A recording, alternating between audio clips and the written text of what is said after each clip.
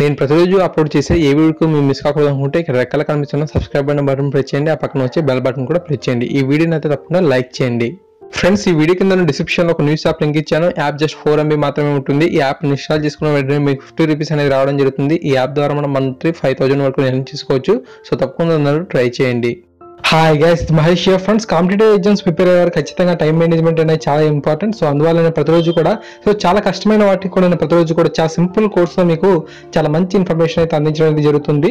So ఇటువంటి information మీరు చాలా తక్కువ సమయంలో నేర్చుకోవడం వల్ల మిగతా వాటి మీద మీరు బాగా కాన్సన్ట్రేషన్ చేసి చదవగలుగుతారు. సో ఫ్రెండ్స్, ఇటువంటి వీడియోస్ మీరు మిస్ కాకుండా చూడాలంటే మన ఛానల్ సబ్స్క్రైబ్ చేసుకోండి, ఓకేనా? ఫ్రెండ్స్, డిఎస్సి కంటే ముందుగానే మరొకసారి టెట్ నిర్వహించాలని మనకు పాఠశాల విద్యాశాఖ అయితే కోరుతుంది. సో అందుకని మరో టెట్కు ప్రతిపాదన అనేది పంపింది. సో ఈ విధంగా మనకు సంధ్యారాణి గారు మనకు ఒక ఇంటర్వ్యూలో మనకు ఒక ఇన్ఫర్మేషన్ అయితే ఇవ్వడం జరిగింది. ఎక్కువ మంది డిఎస్సికి అర్హత సాధించే దిశగా మరో టెట్ నిర్వహించే ప్రతిపాదనలో ప్రభుత్వం ముందు ఉంచామని పాఠశాల విద్యాశాఖ కమిషనర్ కె సంధ్యారాణి మంగళవారం తెలిపారు. ఈ ప్రతిపాదనలపై ప్రభుత్వం త్వరలో నిర్ణయం తీసుకుంటుందని పేర్కొన్నారు. ఎన్సిటిఈ నిబంధనల ప్రకారం ఏటా 2 సార్లు టెట్ నిర్వహించుకోవచ్చని ఆమె చెప్పారు. టెట్ నిర్వహణ, డిఎస్సి తదితర అంశాల్లో అభ్యర్థులు ఆందోళన చెందాల్సిన అవసరం లేదని స్పష్టం చేశారు. టెట్ ను అత్యంత పారదర్శకంగా 4,14,120 మందికి ఆన్లైన్ లో నిర్వహించామని, వీరిలో 2,604 అంటే 0.62% మాత్రమే సరైన ఫిర్యాదులు అందాయన్నారు. సాంకేతిక లోపం వల్ల ఏర్పడిన సమస్యలు సరిదిద్దేందుకు నిపుణులతో కమిటీ వేశామని, కమిటీ నిర్ణయం మేరకు ఫలితాలని వెల్లడిస్తామని చెప్పి మనకైతే సమాచారం అయితే రావడం జరిగింది. ఎన్సిటిఈ నిబంధనల ప్రకారం ఏడాదికి 2 సార్లు టెట్ నిర్వహించుకోవచ్చని, సో అందువల్ల ప్రభుత్వానికి మరొక టెట్ నిర్వహించడానికి ప్రతిపాదన అనేది పంపినట్లుగా మనకు సంధ్యారాణి గారు అయితే తెలపడం జరిగింది.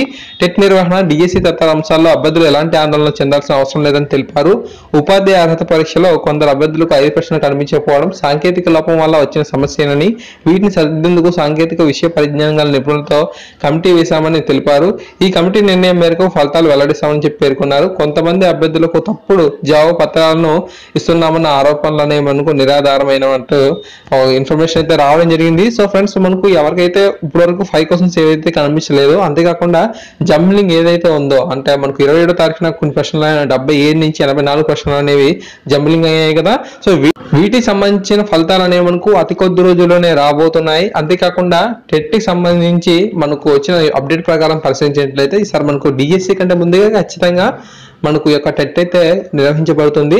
సో ఈ యొక్క టెట్ నోటిఫికేషన్ కూడా కొంచెం ఇంకా మరికొంత లేట్ అయ్యే అవకాశాలు ఉన్నాయి. ఎందుకంటే మనకు ఏదైతే వీరు ఈ యొక్క టెక్నికల్ ఇష్యూస్ వల్ల ఒక కమిటీ వేయడం జరిగిందో, సో ఈ యొక్క ప్రాబ్లమ్స్ అన్నిటికీ బాగా ఆలోచించి గవర్నమెంట్ వాళ్ళు మార్క్స్ ఇవ్వాలా లేదా, వీరికి ఎటువంటి న్యాయం చేకూర్చాలి అనే విషయం మీద ఈ కమిటీ అయితే నిర్ణయం తీసుకుంటుంది. సో ఆ యొక్క నిర్ణయం తీసుకోవడానికి, అంతేకాకుండా ప్రభుత్వానికి ఈ యొక్క టెట్ ప్రతిపాదన అయితే మరలా యాక్సెప్ట్ చేయడానికి కొంచెం టైం అయితే పడుతుంది. బట్ ఏంటంటే ఖచ్చితంగా మనకు టెట్ నోటిఫికేషన్ అయితే రిలీజ్ అవుతుంది.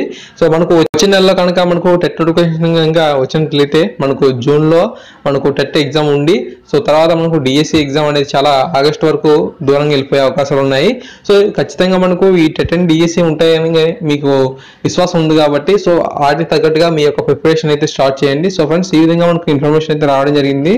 సో తప్పకుండా ఎటువంటి అప్డేట్స్ మీరు మిస్ కాకుండా చూడకుంటే ఛానల్ సబ్స్క్రైబ్ చేసుకోండి. Thank you guys, thanks for watching this video.